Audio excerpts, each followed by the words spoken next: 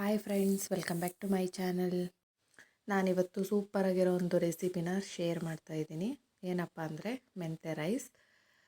ತುಂಬ ಈಸಿಯಾಗಿ ಮಾಡ್ಕೊಳ್ಳೋವಂಥದ್ದು ಮತ್ತು ತುಂಬ ಹೆಲ್ದಿಯಾಗಿರೋವಂಥ ರೆಸಿಪಿ ಅಂತಲೇ ಹೇಳ್ಬೋದು. ನೋಡಿ, ಒಂದು ಕಡಾಯಿಗೆ ನಾನು 2 ಟೇಬಲ್ ಸ್ಪೂನಷ್ಟು ಕುಕ್ಕಿಂಗ್ ಆಯಿಲ್ ಹಾಕ್ಕೊಂಡಿದ್ದೀನಿ. ಅದಕ್ಕೆ ಚಕ್ಕೆ, ಲವಂಗ, ಸ್ವಲ್ಪ ಸೋಂಪು ಕಾಳು ಮತ್ತು ಏಲಕ್ಕಿನ ಹಾಕ್ಕೊಂಡಿದ್ದೀನಿ. ಇದಿಷ್ಟು ಸ್ವಲ್ಪ ಫ್ರೈ ಆದಮೇಲೆ ಗೋಡಂಬಿ ಹಾಕ್ಕೊತಾ ಇದ್ದೀನಿ. ಗೋಡಂಬಿ ಹಾಕೋದ್ರಿಂದ ರೈಸ್ ತಿನ್ನುವಾಗ ಬಾಯಲ್ಲಿ ಸಿಕ್ಕಾಗ ತುಂಬ ಟೇಸ್ಟ್ ಚೆನ್ನಾಗಿ ಬರುತ್ತೆ. ಅದಕ್ಕೋಸ್ಕರ ಹಾಕಿದ್ದೀನಿ. ನೀವು ಬೇಕಾದರೆ ಸ್ಕಿಪ್ ಮಾಡ್ಕೋಬೋದು. 2 ಮೀಡಿಯಮ್ ಸೈಜ್ ಈರುಳ್ಳಿನ ನಾನು ಕಟ್ ಮಾಡಿ ಹಾಕ್ಕೊಂಡಿದ್ದೀನಿ. ಇದಿಷ್ಟನ್ನು ಚೆನ್ನಾಗಿ ಫ್ರೈ ಮಾಡ್ಕೋಬೇಕು. ಪಲಾವ್ ಎಲೆ ಬರುತ್ತಲ್ವ, ಅದನ್ನು ನಾನು 2 ಪೀಸ್ ಹಾಕ್ಕೊಂಡಿದ್ದೀನಿ. ಘಮ ಚೆನ್ನಾಗಿ ಬರುತ್ತೆ ಅಂತ ಹೇಳಿ ಇದಿಷ್ಟನ್ನು ಹಾಕಿ ಚೆನ್ನಾಗಿ ಫ್ರೈ ಮಾಡ್ಕೋಬೇಕು. ಮತ್ತು ಇನ್ನೂ ಯಾರೆಲ್ಲ ನನ್ನ ಚಾನಲ್ಗೆ ಸಬ್ಸ್ಕ್ರೈಬ್ ಮಾಡ್ಕೊಂಡಿಲ್ಲ, ಪ್ಲೀಸ್ ಸಬ್ಸ್ಕ್ರೈಬ್ ಮಾಡ್ಕೊಳ್ಳಿ. ಮೆಂತ್ಯ ರೈಸ್ನ ಮೆಂತ್ಯ ಕಾಳು ಹಾಕಿನೂ ಮಾಡ್ಬೋದು. ನಾನಿಲ್ಲಿ ಸೊಪ್ಪು ಹಾಕಿ ಮಾಡ್ತಾಯಿದ್ದೀನಿ. ಮೆಂತ್ಯ ಸೊಪ್ಪನ್ನು ಅದನ್ನು ಚೆನ್ನಾಗಿ ಸಣ್ಣದಾಗಿ ಕಟ್ ಮಾಡಿಕೊಂಡು ವಾಶ್ ಮಾಡಿ 1 ಕಪ್ ಆಗುವಷ್ಟು ನಾನು ಮೆಂತ್ಯ ಸೊಪ್ಪನ್ನು ಹಾಕ್ಕೊಂಡಿದ್ದೀನಿ. ಇನ್ನೂ ಜಾಸ್ತಿ ಬೇಕಾದರೂ ನೀವು ಹಾಕ್ಕೋಬೋದು. ನೋಡಿ, 1 ಮೀಡಿಯಮ್ ಸೈಜು ಟೊಮೆಟೊನ ಕಟ್ ಮಾಡಿ ಹಾಕ್ಕೊಂಡಿದ್ದೀನಿ. ಇದಿಷ್ಟು ಚೆನ್ನಾಗಿ ಫ್ರೈ ಆಗೋಕ್ಕೆ ಬಿಡಬೇಕು. ಸ್ವಲ್ಪ ಉಪ್ಪು ಹಾಕಿ ಇದನ್ನು ಫ್ರೈ ಮಾಡೋಕ್ಕೆ ಬಿಟ್ಟರೆ ಬೇಗ ಬೇಯುತ್ತೆ ಅಂತ ಹೇಳಿ ಸ್ವಲ್ಪ ಉಪ್ಪು ಹಾಕಿ ಕ್ಯಾಪ್ ಮುಚ್ತಾ ಇದ್ದೀನಿ.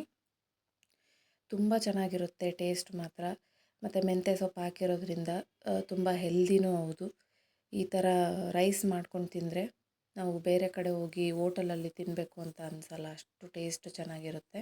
ನೀವು ಒಂದು ಸಲ ಟ್ರೈ ಮಾಡಿ. ನೋಡಿ, ಸ್ವಲ್ಪ ಶುಂಠಿ ಬೆಳ್ಳುಳ್ಳಿ ಪೇಸ್ಟ್ನ ನಾನು ಸೇರಿಸಿ ಮತ್ತೆ ಮಿಕ್ಸ್ ಮಾಡ್ತಾಯಿದ್ದೀನಿ.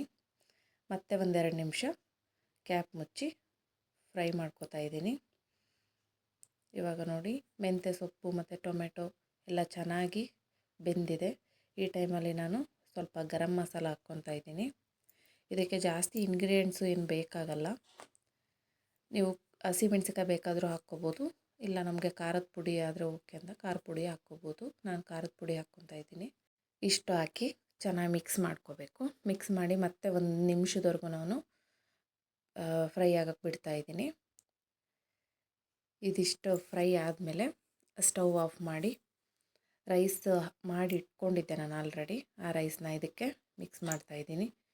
ಟೇಸ್ಟ್ ಮಾತ್ರ ತುಂಬ ಚೆನ್ನಾಗಿ ಬಂದಿದೆ. ನೀವು ಒಂದು ಸಲ ಟ್ರೈ ಮಾಡಿ ನೋಡಿ. ಬಿಸಿಯಾಗಿರೋ ರೈಸ್ನ ಇದಕ್ಕೆ ಮಿಕ್ಸ್ ಮಾಡಿ 5 ನಿಮಿಷದವರೆಗೂ ಕ್ಯಾಪ್ ಮುಚ್ಚಿ ಹಾಗೆ ಬಿಡಬೇಕು. ಅದು ರೈಸ್ ಎಲ್ಲ ಚೆನ್ನಾಗಿ ಮಸಾಲಾನ ಇಟ್ಕೋಬೇಕಲ್ವ, ಅದಕ್ಕೋಸ್ಕರ. ಅದಾದಮೇಲೆ ನೀವು ಸರ್ವ್ ಮಾಡ್ಕೋಬೋದು. ಈ ವಿಡಿಯೋ ಎಲ್ರಿಗೂ ಇಷ್ಟ ಆಯಿತು ಅಂದ್ಕೊತೀನಿ. ಇಷ್ಟ ಆದರೆ ಪ್ಲೀಸ್ ಒಂದು ಲೈಕ್ ಮಾಡಿ, ಶೇರ್ ಮಾಡಿ, ಕಮೆಂಟ್ ಮಾಡಿ. ಹೀಗೆ ಸಪೋರ್ಟ್ ಮಾಡ್ತಾಯಿರಿ. Thanks for watching.